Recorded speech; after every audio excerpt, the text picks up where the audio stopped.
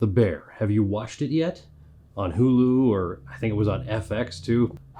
If you've ever worked in a restaurant, you know how stressful it can be and how diverse it is and how crazy each individual personality that you have to deal with on a daily basis really is. And this show, the writers of this show, the producers of this show did the best job of any movie, any TV show, anything ever done for the restaurant industry than in history. This was perfect. And everyone that I've talked to in the restaurant industry has said the same thing. I went out and interviewed 3 of my favorite chefs, Chef Martin Firestone, Chef John Bouquin, and Chef Jason Finnerty, all from different restaurants, to see what they thought of The Bear. All 3 of these chefs are very different. The way they cook, their styles are completely different. But one thing that they are almost the exact same on is what they think about in the restaurant industry and how they go about their days and how they've gone through their careers even. I'm just going to jump right into it because this is a bit of a longer video. But if you have any interest in the restaurant industry, whether you just even love to go out to eat at restaurants, you're going to want to hear what these chefs have to say about this show, because this show is bigger than the show, right? It talks about so much more. It talks about mental health. It talks about careers, and it talks about career paths, and it's, family history and things like that. And those dynamics of this show are really what make it exceptional. And I say, well done to the writers, well done to the producers, well done to the videographers and the writers and the directors of photography. Everybody did an incredible job with this show. It's fantastic. It's a 10 out of 10.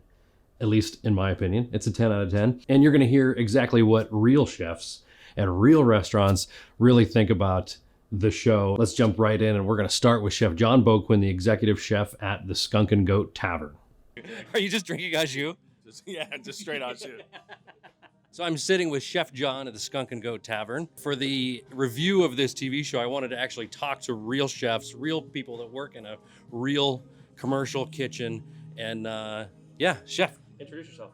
Hey, Chef John, Skunk and Goat Tavern. What's up, cousin? So, Had to do it, right? Yeah. So what did you think of the show? I thought it was good. I thought it was really good. I was kind of hesitant to watch it because when everybody tells me to watch something, I usually wait 2 years to. And then you said I should watch it, and then I had some other industry people that were like, you should watch the show. And I thought definitely it was dramatized, but there was a lot of stuff in there that was pretty accurate, I would think. I thought it put a good concentration on like mental health in this industry, which is tough. Mm-hmm. I've definitely worked in places like that, like small family-owned places. So I could definitely relate to it. There's a lot of, I've worked with probably all those characters at one point or another, so it was easy to relate to. Even the Maddie Matheson janitor character? Yeah, I have. He's also, he's got a great story, Maddie Madison. He had a heart attack when he was really young, and, drugs, alcohol, and he's overcome all that, so that's huge, He's a good story. He knocked out all of his teeth, I read in his book, and since his father-in-law was a dentist, he was lucky and got some new teeth. Yeah. Is there a certain moment in the show where you were like, oh my God, I've been there, and then you immediately started getting hives and sweating? Because I know that happened to me.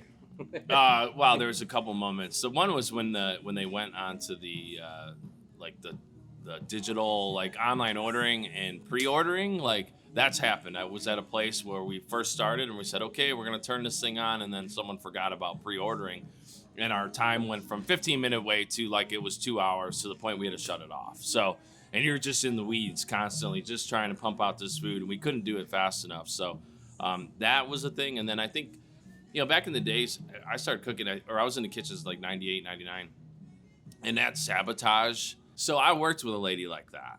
And I thought that story, too, was good of how she was, I've done it this way my whole life. But once she saw the changes and how much more efficient it was, people get on board. And that's all it's about. I've been a new guy, even here, but I've been a new guy, trying to take a younger guy, going into a kitchen with people who have been there for a long time and trying to change just little things to be more efficient, people will fight you and fight you. But once they see, they get the results from it and they say, oh, this is a lot easier. It's a lot cleaner. It's more efficient. I can do my job better.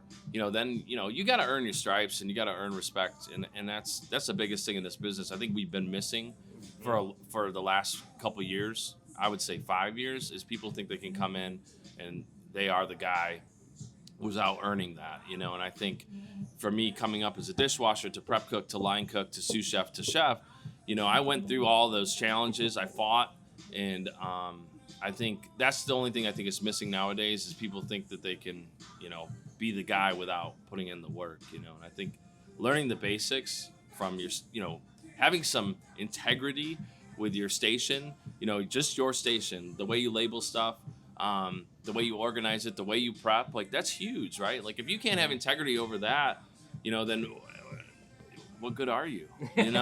That's something that I think has always been missing from any other TV show or movie about the restaurant industry is they don't show those individual nuances about working in a restaurant, like taking care of your station, like the little tidbit about the stickers on the Cambros for the dishwasher. He's like, take 5 seconds and remove this. Yeah, and that's we use tape here, and that's the thing, like, because then it washes, then you can't get it off. You're scraping it. It's like, guys, just take the tape off. Like, just take 5 seconds, take the tape off. That's huge. There was a lot of those little tidbits that were good. Some of the stuff was a little crazy that happened that but I mean, I went through 2 cases of number 10 tomato cans just in case there was some cash. Is there one specific character that you think you relate to out of the show? I mean, I think I related to every single one at certain points, in there from, except the baking. That's not my thing, but I understand. But even like the recipe development, finding a new cookbook and being like, hey, I want to experiment a little bit. And it's funny too, there is times to experiment and then there's times not to experiment, and sometimes you got to reel yourself in and reel your people in and be like, guys, I want you to have, pick your spot, you know what I'm saying? So, no, I thought the show was great, and I blasted through it in like 2 days. Like once I got into it, I'm like, let's do a couple more, and I thought they did a good job. Again, there was some, like the birthday party scene that would never happen.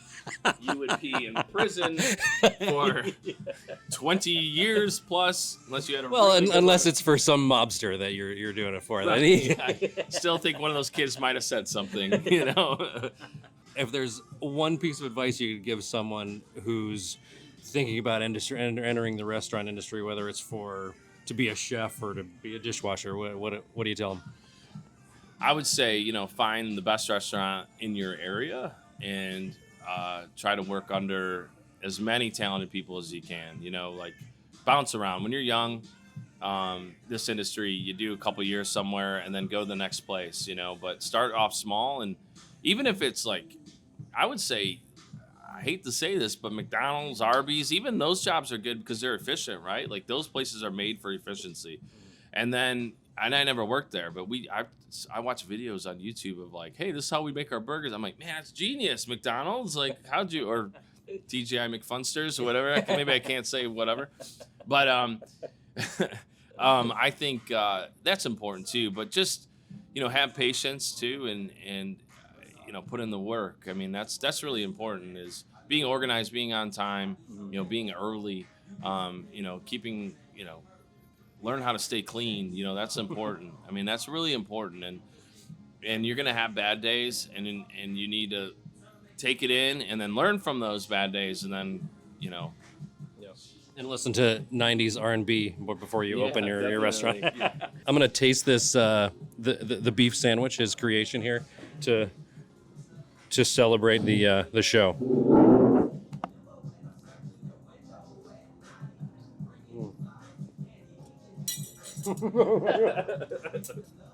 He actually made this. This is going to be on his feature list the weekend we're filming this, which is July 28th. So this video won't come out until after that, but it's awesome, man. I've never had like a beef dip sandwich in Chicago. Yeah. I've been to Chicago a bunch of times, but I've never had one. Well, hopefully we did a good job. Yeah, I think it's awesome, and I think it's going to sell a lot. But Thank you. Hey, thank you. So right now we are at Firestone's kitchen, which is inside Gordon's Butcher and Market, like Candyland is what I like to call it. Sure, please. Yeah. And Paris's Cap and Cork, which we're sitting inside right now, surrounded by wine and craft beer. This is Chef Martin Firestone. And what did you think about the show, The Bear? It shows how stressful it is. Yeah. And when you're watching it, you're like, holy shit. There's just certain parts that come out and you're like, yep, that's legit. It's the closest I've ever seen a show shot. That was my opinion too. Yeah. Yeah. Like, And do you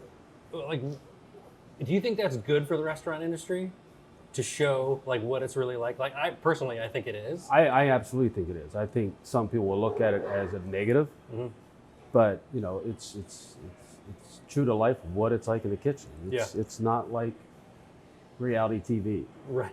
And of course it's dramatized a little bit, but Right. But you can see that whoever was their consultant on that show knew exactly what was going on in the kitchen. Yeah. And like And one of the actors, actually the chef, that you won't even, if you don't know who it is, you wouldn't pick it out which guy is the actual chef that's actually helping with the show. It's Matty pretty Matheson. cool. Right. Yeah. Was there like any one moment where you're like, oh, that should happen exactly to me, exactly like that? I tell you what, the one that really stuck out for me is when they went live with their online ordering. Yeah. And it was just going freaking chaotic. And I just was screaming at the TV, just shut it off. Shut it off. And they didn't. Because we went live here with our online ordering. It wasn't crazy. It didn't like blow up like that did. But shit was not going correctly. And I would just shut it off. I'd call the partner, it's off, bro. We're not dealing with this. But that was freaking me out. But you still do online ordering now. We do. Yeah. We got it fixed. We got it taken care of now. Yeah, we're good. So that happened after you did your online ordering, and so you had a little bit of PTSD. Yeah, a little bit. Yeah. Well, there's some other things in the show that definitely struck some memory chords for sure. Yeah. Is there anybody that was in the show where you're like, I worked with that exact character? The lady, I can't think of her name, the actress, but she was the old school lady. She was tough. Not the sous chef, the other one that with the potatoes. Yeah. I've worked with several people like that, and it was amazing that like you have to warm up to them. Yeah. You have to gain their trust before they gain yours. Yeah. Which was pretty cool. And then I actually several ladies that I worked for like with that like that, I actually learned the most from. That like makes sense. once they warm up to you, you warm up to them, and you start to understand like you're new, they're old school. You earn your stripes with them, and they really take you under the wing, and you're like, okay. After a while, then they kind of look out for you. It's pretty cool. And how many different restaurants have you worked at? Like, kind of give me the backstory about where you. Well, I started in Pittsburgh, so I worked mainly I worked for the Grand Concourse in Station Square for a long time, but I'd worked in some other restaurants off and on as well. So worked for caterers and stuff like that. And once I was through that, and I started working in my own kitchens, and even then I would transfer around from different places, whether it was Cleveland or Detroit or wherever, or come to here to Erie, that when you go in and take over a kitchen, I always had one of the, I called them old mamas. They were just, they're just like, they're like the mother hen of the kitchen. And even as the chef, you got to earn their, this shit's not handed to you. They don't care. Do you have a mother hen here? We don't, because I didn't like inherit anything. We You're opened the everything. I don't want to call it that, but when I was at one of the clubs, we had, her name was Kim. And Kim was a beautiful, older Korean lady, and we called her Mama San, and it was not derogatory. She just was, that's how she was. She took care of us, man. Just the queen bee. Queen bee, and she handled business. Yeah, for sure. Yeah. Awesome. What do you think of the soundtrack of the show? Because for me, there were moments, and one of my favorite songs of all time is the intro song from The Refused. Right. But they never actually let that song get to the climax right. of it. Instead, it's like them screaming in the kitchen, which I thought was like brilliant how they did that. What did you think of the soundtrack? I think they nailed it, man. I think they nailed the whole vibe of like, there's certain times in our brains as chefs, we need that high tempo beat to keep us going. So you worked in catering. So when they did that little catering thing for the kids, which was hysterical. Yeah. Like, that was, of course, dramatized, and they would be in jail if that really happened. But Sure. like, what kind of catering accuracies did they show in that? Just that one. Well, episode it's like where they're getting set up to go out. It's Yeah. always hectic. You're always like, and you're like, what are you gonna forget? You're always gonna forget shit. Yeah. You hope not. You have a checklist. You're going down through them, and there's always someone when you're loading up busting your balls, who does not want to go into catering. And it's like, shut up. Putting the T-shirt on the hot dog. Put it on. Let's go. Let's roll. Yeah, pretty much. You always got one of those jackasses who don't want to That's go. awesome. Oh, I give it a 10 all day. Yeah? I mean, I can't will not wait for season 2. Nice. Like when Nice. the bear. What do you is think they're back. gonna do for season 2? He's gonna switch it up, man. Yeah. I think what was the favorite line out of that? He's like, it's a fragile ecosystem. Yep. So his cousin was a super jackass, but Yep. he's a really good character. Like you can't stand him, but you're like, You grow to love him. You grow to love him because you're like, he is correct. This Yep. is a fragile ecosystem. Yep, You it's can't true. mess with it. It's true. He's obviously other colorful language with it, but nonetheless. And I hope that they do backstory with his brother a little bit more. Yeah. I think it was pretty cool how he did the Yep. tomato cans. I know.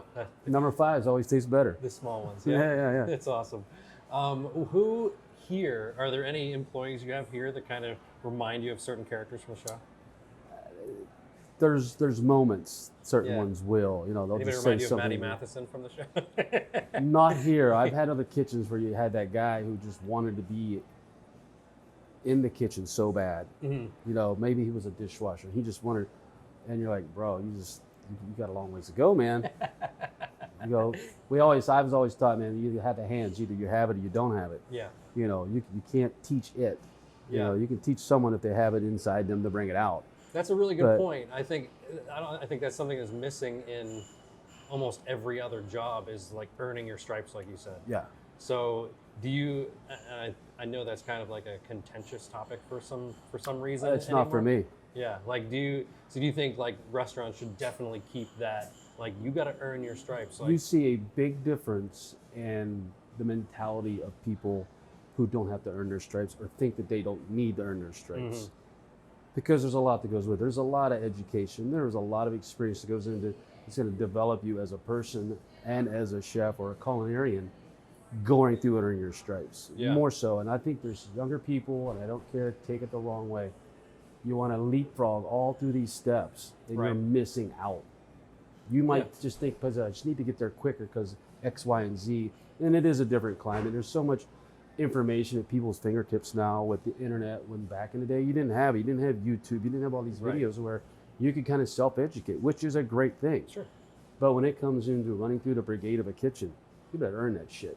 Because that's just the way it is. Because you run into some old heads, Yeah. we're not fucking around. Yeah. Who cares how good you can cook?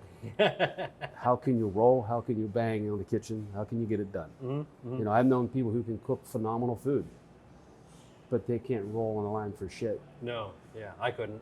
It's a different I work in ballgame. restaurants too. It's a different ballgame, Yeah. and it really is. And Yeah. those who can and put it all together, you're like, that's mad respect. Yep, absolutely. For sure. Absolutely. So what's some advice you would give someone who is either thinking of going into becoming a chef or God, working in a restaurant? I would really do your homework and reach out to someone who's in the industry for X amount of years and really forget about what's glamorous or what you think's really cool about being a chef. Find out what personally people go through, the hours you work, the stuff you're gonna miss when it comes to life, when it's different weddings and stuff that you last minute you can't go because someone called off. So the sacrifices you have to make to put what you want to put on the plate, to talk about who you are, to express who you are, Yeah. is just like any other, thing that someone wants to do to express what they do. You better be willing to put it up, because ask any of my colleagues, they'll tell you the same thing. It's not for everybody, and you know what? It shouldn't be. No, I agree. Yeah, and that's, I think that one thing that they did in the show that was probably made it one of the best shows ever made about restaurants or about kitchens is probably the whole mental health aspect of it. Yeah, and I'm glad that they brought that up, because we chefs and culinarians and people in the kitchen and in the industry across the board, they deal with that on a day-to-day basis. And there's right ways to deal with it. Right. There's a lot of wrong ways to deal with it. And that's usually one of the biggest reasons that we go through turnover in this industry, is because you get people who do not know how to handle it. They turn to the bottle, or they turn to drugs, they turn to some other vice instead of maybe talking with somebody or working Right. through it. and they get in that rut and they just spiral. And you've seen it. I mean, I've been in the industry for over 30 years, and whenever it happens, you're never surprised. Yeah. You know, and I think and it's hard for even chefs to we try to reach out to people and try to help you as much as we can, but there's also a line of crossing. Do you want to gets too personal, then it gets into a sticky situation, to be honest with you. Right, especially nowadays, yeah. I used to be able, I'm back in the day, and I'll keep saying back in the day because I'm old enough to say it, I've earned it. Pull someone aside and light them up and say, man, you're fucking up. Yeah. You need to straighten your shit because I'm putting my time into you because you're worth it. Yeah. And you're worth it to yourself. Don't worry about letting me down. Don't let yourself down. Right. Because if someone's going to go through that much angst and so much shit to want to make themselves better, then they gotta, someone checking them helps them. Absolutely. And I've had it done to me. Yeah, it only makes you better. And when you get a little checkup, you're like, all right. You're right. Especially when it comes from a chef that you're working for, you know, you're trying to emulate what he does, or maybe you're trying to, by the end of the day, we're trying to impress him. Mm-hmm. We want to be like that. And if that's the guy or the lady that comes up and lays you into the corner outside the cooler and lights you up and reads you down worse than your parents ever did, you take it. Yeah. And I've been or you through go it. and you leave. Yeah. Or you know what? You're on the radar. Yeah. Yeah. And being on the radar is good. Yeah. Absolutely. Well, cool. Thank you for taking the time. Oh, my pleasure, man. This was enlightening. I think people are going to find some good things in here, because the show is one thing, but seeing it in real life and hearing from real life people is a whole other story. Yeah, and I've talked to a lot of my friends who are in the industry, watch it, and like, you just sit there and you're like, I would love to get about 5 of us together and watch it again. All from the like industry. Mystery Science Theater style? Where Oh my God, yeah. we just film the back of your heads. I'm telling you, so like, look at this shit. Look at this putz. If you find yourself in Erie, you need to come to Firestone's Kitchen. This place is incredible. You won't see another place like it in the country. So Awesome, thank you. You should come check it out. All right. Cool. Thanks, man. Yeah. Appreciate it. So we're at the Cork. We're filming now, and we're just being... We are filming, we are. Yeah. This is what restaurant life really is like. We make foods for commercials. Yeah. And then the people come and take all the food. Right. And I don't get to eat anything. Can I try this? That was like my 8th question. Yeah. Can I have this? Usually I get to try this stuff, but that was quick. Yeah. That was a quick one. So now we're at the Cork, still talking about the bear. And I'm with Chef Jason Finnerty, executive chef at the Cork. So yeah, what did you think about the show? I thought it was a great show. The big thing for me is like they did the research. I could tell that. Whoever they had on the set seems to have worked in restaurants for a long time. The lingo was right. Just the dynamic of the staff, I think, was really well done. I've worked in plenty of kitchens like that. That's, I mean, very diverse, and that's kind of kitchen life. So I thought they did a really good job with that. Was there any like certain moment of any episode that you were like, though that's my exact experience? That I don't remember which one it was. I want to say it was episode 8 when the ticket machine just went 7. fucking apeshit. Yep. So COVID, the Mother's Day after COVID, and it was takeout only. And I wasn't at this restaurant at the time. I was at another restaurant group. So it was online ordering only. And one of the things that you're supposed to do before you do that is have, you can only have so many orders per 15 minutes or whatever it is. Yeah. They did not do that. And everybody was pent up in their, and lockdown and everything for so long. And when we opened back up, and it was Mother's Day as well, and we had expectations. We knew we were going to be like busy, but we only brought a percentage of the staff back. So we were also really short. And we had it where as soon as it started, the ticket machine did not stop for probably 10 hours straight. And I'm not even exaggerating. We had 3-hour ticket times. We had like almost a riot at the front of our restaurant of people just pissed off, wanting to get their food. And then we started running out of food towards the end of it. So people would pre-order, and it was a, pick up at 8:30 at night, or whatever it was. And by that time, we were so much busier than we ever were. We were starting to run out of food. So it was by far the worst shift I've ever had.